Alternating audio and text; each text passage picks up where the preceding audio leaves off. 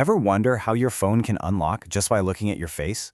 Or how a self-driving car tells the difference between a person and a stop sign? Well, the magic behind all of that is a technology that literally teaches machines how to see. It's called a convolutional neural network, or a CNN for short. And today, we're going to peek under the hood and see exactly how this digital vision works. So, let's start with a big question. When you look at a photo of a cat, your brain just gets it, instantly. But for a computer, it's a totally different ballgame.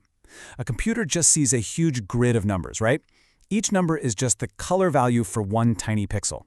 So the real puzzle is, how does a machine get from that, basically a spreadsheet, to saying, hey, that's a cat?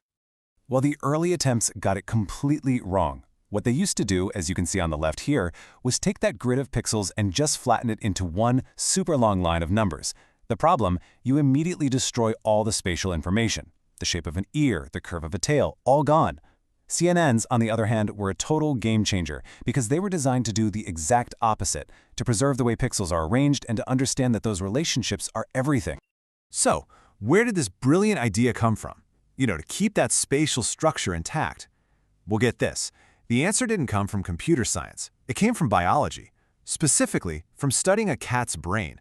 Back in the 1950s, a couple of researchers, Hubel and Wiesel, did these incredible experiments to figure out how cats see, and what they found literally became the blueprint for modern computer vision.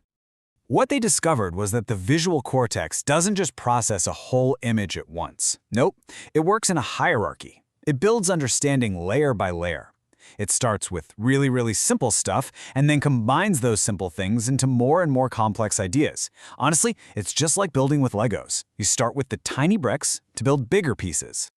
Let's break that down. At the very first, most basic level, they found these simple cells that would only light up for basic things, like a line tilted at a certain angle. Then the next level up had complex cells that would take the signals from those simple cells and combine them to spot something a little more advanced, like a corner. And then, you guessed it, hypercomplex cells would combine those corners to recognize entire shapes. The big idea here is that seeing isn't one giant leap. It's a step-by-step process of assembling simple patterns into complex objects. Okay, so that biological insight was the perfect blueprint. The next challenge for computer scientists was, how do we build a digital version of those specialized brain cells? How do we make little digital clue finders that can hunt for specific patterns in an image? And the answer is something called a filter, or sometimes a kernel. It's really just a tiny grid of numbers that acts like a template. You can think of it as a specialized little magnifying glass. It's not looking for a whole cat. It's trained to look for just one simple thing, like the pattern of pixels that makes a vertical line, or maybe just a little patch of green. So how does it actually use this filter? The process is actually pretty straightforward, but so powerful. First, you have your filter, your template. Then, that little filter slides over every single part of the image, top to bottom, left to right. At every spot, it basically asks, hey, does this little patch of the image look like me? When it finds a strong match, it puts a high score on a new map, called an activation map. So what you end up with is basically a treasure map that shows you exactly where in the image that one specific feature was found. Now, having one filter that can find vertical lines is cool, but here's where the real magic happens.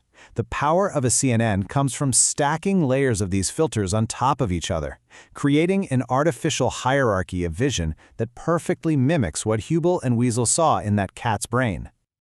The very first layer in a CNN is like learning the alphabet of vision. It's made up of a bunch of different filters, and each one learns to spot something incredibly simple. One filter might learn to find only horizontal lines, another just vertical lines. Another might look for a patch of green, and another a patch of blue. These are the absolute, most basic building blocks of any image you can imagine. And here's where it gets really clever. The second layer, it doesn't even look at the original image. Instead, it looks at the treasure maps, the activation maps, created by that first layer. It takes that alphabet of simple lines and colors and starts to form simple words. Its filters learn how to combine a horizontal line and a vertical line to recognize a corner, or group circular patterns together to find textures. And then finally, the higher level layers take those visual words and start forming sentences. They learn to recognize meaningful parts of actual objects. So a filter in this layer might learn that a certain combination of circles and curves from the layer before it is actually an eye, or that a pattern of corners and lines forms a car's wheel. That's the beauty of the hierarchy. You get this complex understanding of the world, built step by step from the simplest features imaginable. So, with this incredibly powerful new way of thinking about vision, what started as a neuroscience experiment quickly became a world-changing technology. And the journey from theory to the real world happened amazingly fast. So let's look at the timeline. Way back in 1998, an early CNN was already doing practical stuff like helping the post office read handwritten zip codes. But the real Big Bang moment was 2012. A network called AlexNet entered the biggest image recognition competition in the world, and it didn't just win, it absolutely crushed the competition. That one event is what kicked off the modern deep learning boom, and that revolution is still going on today, fueled by huge amounts of data and super-fast computers. And today, that revolution is absolutely everywhere. CNNs are in hospitals helping doctors spot tumors in scans. They're in self-driving cars identifying everything on the road. That face unlock feature on your phone, that's a CNN. Every time you search Google with an image, CNN.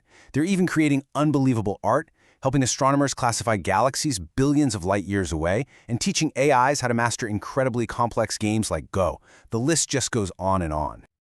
And you know, this brings us to what might be the most incredible part of this whole story. As this quote gets at, nobody sits down and programs a CNN to look for edges, then corners, then eyes. We don't tell it what to look for. Instead, we just give it the hierarchical structure, the layers, and then show it millions of pictures. And on its own, the network learns that building up from simple features is the best way to understand the world. It basically rediscovers the same strategy that our own brains perfected through millennia of evolution. Which brings us to our final thought. We have successfully given machines the building blocks of perception. For all practical purposes, they can now see. So the question we have to ask ourselves now is, what will they begin to understand next?